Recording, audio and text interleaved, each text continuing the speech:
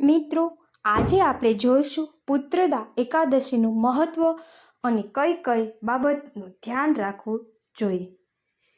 સનાતન ધર્મમાં એકાદશી તિથિને વધુ મહત્વની માનવામાં આવે છે.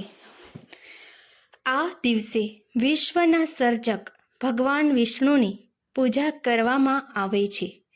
દર વર્ષે પુત્રદા એકાદશીનું વ્રત શ્રાવણ મહિનાના શુક્લ પક્ષની 10મી તિથિના બીજા દિવસે અગિયારસે કરવામાં આવે છે.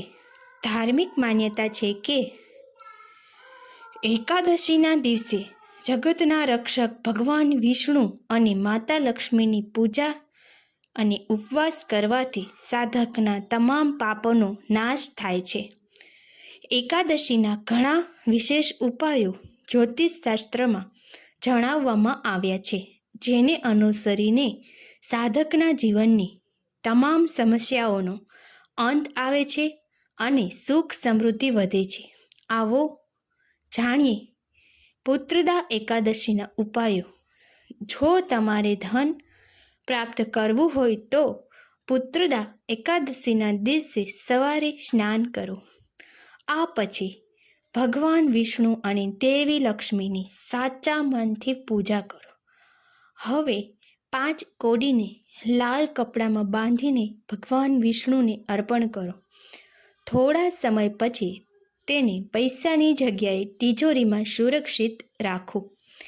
એવું માનવામાં આવે છે કે આવું કરવાથી વ્યક્તિને ક્યારેય પૈસાની કમીનો સામનો કરવો પડતો નથી અને આર્થિક લાભ થવાની સંભાવના રહે છે. જો તમે પુત્રદા એકાદશી પર ભગવાન વિષ્ણુને પ્રસન્ન કરવા માંગો છો તો સ્નાન અને ધ્યાન પછી ભગવાન વિષ્ણુની પૂજા પદ્ધતિસર કરો. આ દરમિયાન કાચા દૂધમાં તુલસી અને કેસર મિક્સ કરીને ભગવાન વિષ્ણુને અભિષેક કરો. આ યુક્તિ કરવાથી શ્રીહરિ પ્રસન્ન થાય છે. પુત્રદા એકાદશીના દિવસે પતિ પત્નીએ તુલસીના છોડની પૂજા કરવી જોઈએ. છોડ પર કલાવા પણ બાંધવો. આ સમય દરમિયાન વિવાહિત જીવનમાં સુખ અને શાંતિ માટે પ્રાર્થના કરો. એવું માનવામાં આવે છે કે તેનાથી વિવાહિત જીવનમાં ખુશીઓ આવે છે.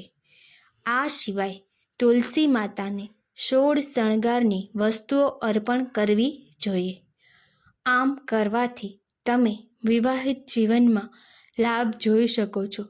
પૌષ પુત્રદા એકાદશીનો દિવસ ભગવાન વિષ્ણુને પ્રસન્ન કરવાનો અને તેમના આશીર્વાદ મેળવવાનો અદ્ભુત અવસર છે. આ દિવસે 3 પ્રકારના ભોજન અર્પણ કરવાથી ઘરમાં સમૃદ્ધિ, શાંતિ અને સૌભાગ્ય આવે છે. તો ચાલો જાણીએ એકાદશી પર ભગવાન વિષ્ણુને કઈ વસ્તુનો ભોગ લગાવવો. આ વર્ષે પુત્રદા એકાદશી 10 જાન્યુઆરીએ ઉજવવામાં આવી રહી છે. આ દિવસે એ લોકો માટે ખાસ મહત્વપૂર્ણ છે જેઓ સંતાન સુખ પ્રાપ્તિ માટે સંકલ્પ લે છે.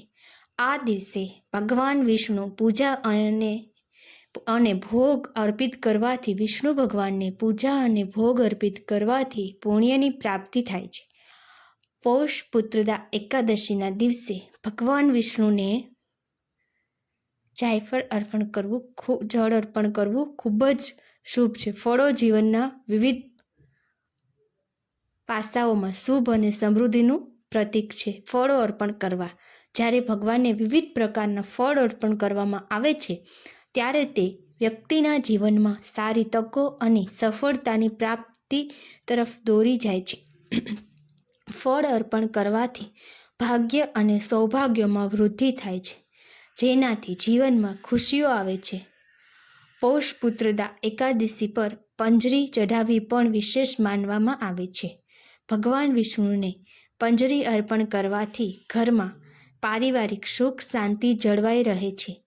તો ખાસ કરીને ઘરેલું સમસ્યાને દૂર કરવામાં અને સંબંધોમાં સુમેળ જાળવવામાં મદદ કરે છે. પંજરી ચઢાવવાથી પરિવારમાં પ્રેમ અને સદ્ભાવ વધે છે અને દરેકમાં સામૂહિક સંવાદિતાની લાગણી મજબૂત બને છે. આશા રાખું છું મિત્રો આપને આ વિડીયો પસંદ આવ્યો હશે. જે આપના તો પસંદ આવ્યો હશે અને જો આ વિડીયો તમને પસંદ આવ્યો હોય તો આપના મિત્રોને શેર કરવા વિનંતી. જય શ્રી કૃષ્ણ.